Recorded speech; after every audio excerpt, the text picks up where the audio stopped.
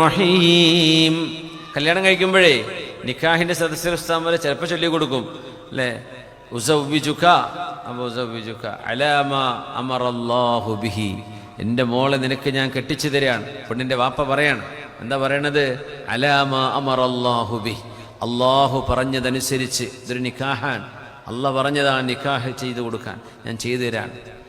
B ഇംസാക്കിൻ B മഅറൂഫ്, എൻ്റെ മോളെ നല്ല നിലക്ക് നീ കൂടെ ചേർത്ത് പിടിച്ച് കൊണ്ട് നടക്കണം.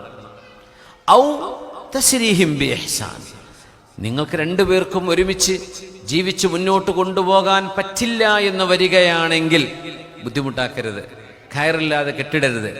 തസ്രീഹിൻ ബി ഇഹ്സാൻ, നല്ല നിലക്ക് എൻ്റെ മോളെ എന്നിലേക്ക് നീ ഏൽപ്പിച്ചു തരണം. ഞാൻ അപ്പം നിന്നെ ഏൽപ്പിക്കുകയാണ്, നിന്നെ കൊണ്ട് എൻ്റെ മോളെ നോക്കാൻ പറ്റൂല എന്നൊരവസ്ഥ വരികയാണെങ്കിൽ എൻ്റെ മോളെ ബുദ്ധിമുട്ടാക്കരുത്, എൻ്റെ മോളെ എന്നിലേക്ക് നീ ഒഴിവാക്കി തരണം. ഉസർരിഹുകുന്ന സറാഹൻ ജമീല എന്ന് പറഞ്ഞ വാക്കിൽ നിന്നാണത്. തസ്രീഹിം ബി ഇഹ്സാൻ. എന്നിട്ടാ പിന്നെ സവ്വജ്തുക വഅൻകഹ്തുക ബിൻതി, എൻ്റെ മോളെ ഞാൻ നിങ്ങൾക്ക് നിക്കാഹ് ചെയ്തു തരാണ്. അപ്പോൾ നിക്കാഹ് ചെയ്യുമ്പോൾ പറഞ്ഞു കൊടുക്കുന്ന വാക്കതാണ്, എൻ്റെ മോൾക്ക് ചെലവിന് കൊടുക്കാൻ എന്നെ കൊണ്ട് പറ്റാത്തത് കൊണ്ടല്ല നിന്നെ ഏൽപ്പിക്കുന്നത്. എൻ്റെ വീട്ടിൽ വെക്കുന്ന കഞ്ഞിയിലും ചോറിലും ഒരല്പം അരിയിട്ട് കഴിഞ്ഞാൽ അവൾക്കും കൂടെയുള്ള ചോറും കഞ്ഞൊക്കെ അത് ഉണ്ടാകും. പക്ഷേ നിക്കാഹ് സുന്നത്തും എൻ്റെ ഹബീബിൻ്റെ ചര്യയും അള്ളാഹുവിൻ്റെ ദീനിൻ്റെ ശരീഅത്തിൻ്റെ ഭാഗവുമാണ്. അതുകൊണ്ട് എൻ്റെ മോളെ നിന്നെ ഞാൻ ഏൽപ്പിക്കാൻ.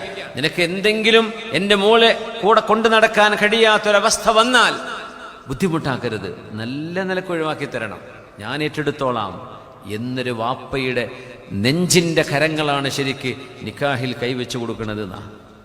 ഇതൊക്കെ പുതിയാപ്പിളാരെ മനസ്സിലാക്കണം എന്താണ് ഈ പറയണത്. അവിടെ ചെന്നിട്ട് എൻ്റെ മോനെ വാപ്പ തന്നതെന്ന് ചോദിച്ച് നടക്കാൻ നിൽക്കണ്ട. വാപ്പ തന്നത് ഓളെ തന്നെയാണ്, അവളെയാണ് തന്നത്, ബാക്കി നീ അങ്ങോട്ട് കൊടുക്കാനുള്ളതാ. അവൾക്ക് മഹർ നീ കൊടുക്കണം, ചെലവ് നീ. വാപ്പൻ്റെ എന്താ പെണ്ണിനെ കല്യാണം കഴിക്കുന്നത് ചെലവ് കൊടുക്കാനാ. ആ ചെലവ് കൊടുക്കാൻ കഴിയുന്ന ആളോടെ കല്യാണം കഴിക്കാൻ പറഞ്ഞിട്ടുള്ളൂ. മനിസ്തതാഅ മിൻകുമുൽ ബാഅത ഫല്യതസവ്വജ്.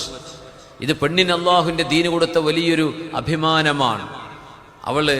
അവൾക്കുള്ള ഭക്ഷണം അവളുടെ കയ്യിലേക്ക്, അവളുടെ വസ്ത്രം, അവളുടെ താമസം എല്ലാം ഒരുക്കി കൊടുത്തുകൊണ്ട് അവളെ സ്വീകരിക്കുക. എത്ര മനോഹരമാണ് ശരീഅത്തിന്റെ രീതി എന്നറിയോ. അതിൻ്റെ പിന്നിലെ പൈസയും കാറും അതും ഇതും കച്ചവടത്തിലെ ഷെയറും ഇതൊന്നും പ്രതീക്ഷിക്കേണ്ട.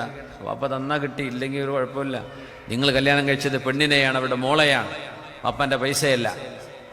ഉസർരിഹുകുന്ന സറാഹൻ ജമീല, നല്ല നിലക്ക് ഒഴിവാക്കി തരാം. പുണ്യനബി തങ്ങൾ ഈ ആയത്തോട് ഓതി